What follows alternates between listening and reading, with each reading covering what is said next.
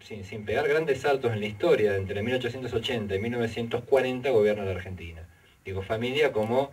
familia conductora del resto de las familias de las oligarquías regionales y por supuesto con un fuerte maridaje, sobre todo a partir del 1900-1910 en adelante, con el ejército nacional,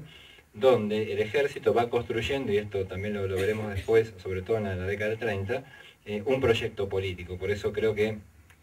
es bueno definir no solamente la última dictadura, sino ya a la del 55, como dictaduras cívico-militares. Hay un fuerte maridaje entre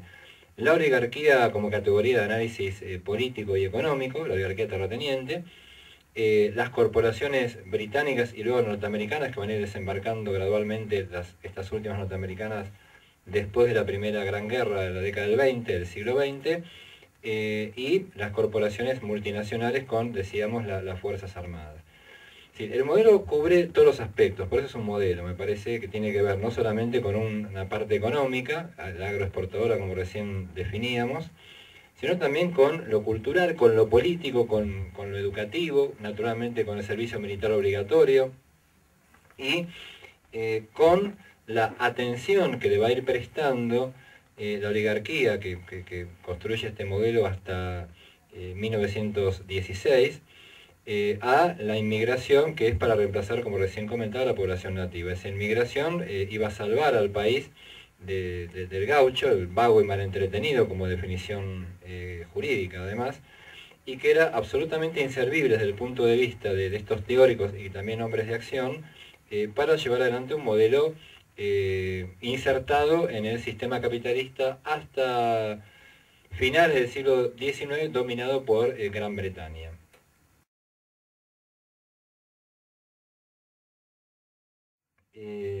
Primer modelo a traer como sujeto, como trabajador, tenía que ver con trabajadores franceses, suecos, alemanes o ingleses. Por supuesto que en esta etapa que estamos hablando,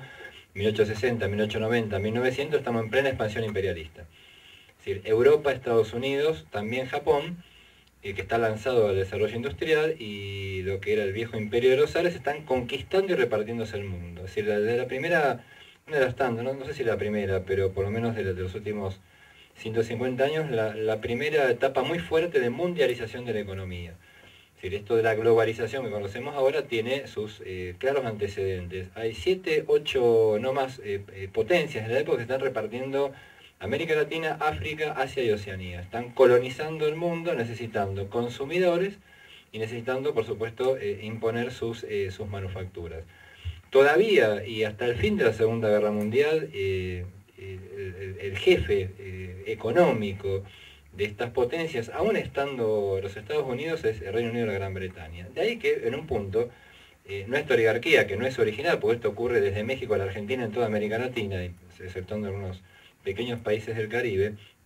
ellos visualizan o Estados Unidos o fundamentalmente a Gran Bretaña como el país al cual orientarse en forma absoluta.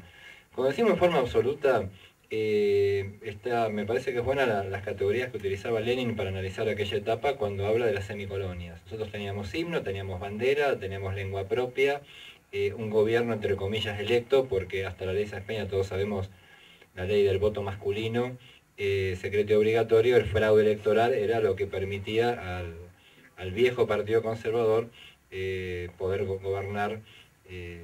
nuestro país. Pero digo, lo de semicolonia tiene que ver con esto, con las ansias, inclusive se ve luego en la década del 30, la década infame, de pertenecer de forma directa o indirecta a la corona británica. Desde Marcelo de Alvear, pasando por Carlos Peregrini,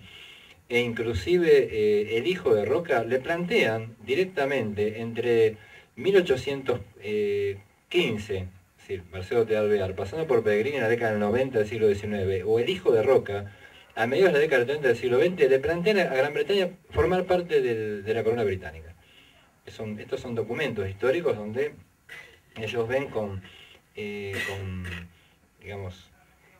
con certeza que los males económicos de la Argentina se solucionan formando parte del Reino Unido de la Gran Bretaña. Es decir, una entrega lisa y llana del territorio, de nuestro territorio nacional a la corona británica.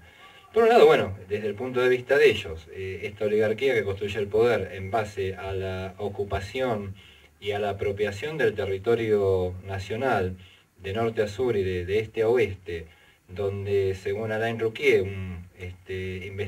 politólogo y sociólogo francés, no más de 150 familias eran dueñas de todo el territorio nacional. Bueno, está claro que ellos tenían la vista puesta en el taller del mundo, el creador, entre comillas, del sistema capitalista con la Revolución Industrial de 1780, en 1890, 1900, 1910, el gran repartidor del juego económico mundial, reitero, a los ingleses, la oligarquía, con esta concepción de sometimiento a este poder del centro del capitalismo, era natural que planteara: queremos pertenecer a ustedes.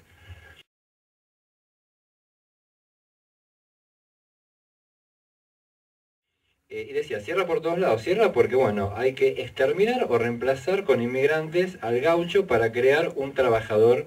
capitalista. Por supuesto que, como recién escuchamos, el tiro le sale por la culata. Viene para ellos, lamentablemente, desde su proyecto, lo peor de Europa, porque el 80% de los inmigrantes son del sur de Italia y del sur de España, campesinos sin tierra, anarquistas, socialistas y sindicalistas, como corriente ideológica que provenía de Francia. Por lo tanto, ellos van a tener dos grandes problemas, como decía David Viñas en su historia de la literatura argentina. Ellos terminaron con las tolderías de los pueblos originarios y desaparecieron las tolderías rojas. Por lo tanto, la guerra social en la Argentina se reorganizó de otra manera, se reprodujo de otra manera, y la mixtura entre el pueblo originario, los criollos y los inmigrantes, va a dar una clase obrera altamente combativa, pero con características propias. Una clase obrera donde no hay industrias, una clase obrera donde no hay fábricas. La gran fábrica hasta la década del 30 es el frigorífico, donde los obreros se van a concentrar en pequeños talleres y por oficios, y donde el Estado, la única atención que le va a prestar a la clase obrera, a esta nueva clase obrera en nuestro país a principios del siglo XX, son la ley de residencia por un lado y la ley de defensa social, es decir, o el encarcelamiento, o la expulsión, o naturalmente el perder el trabajo por el solo hecho de activar sindicalmente. Y también, como escuchábamos recién, la Argentina jamás fue el granero del mundo, nunca lo fue. Estos son cuestiones que tienen que ver también con esta construcción histórica del liberalismo mitrista que yo comenté hoy, cuando recién comenzaba a charlar, donde hasta principios de los 60 y a grupos muy pequeños, cuando empezaba a moverse un poco el debate histórico e historiográfico en la Argentina, hasta ahí el liberalismo mitrista fue la única opción que tuvimos como pueblo, y que tuvimos en los colegios primarios, en los secundarios y en las universidades.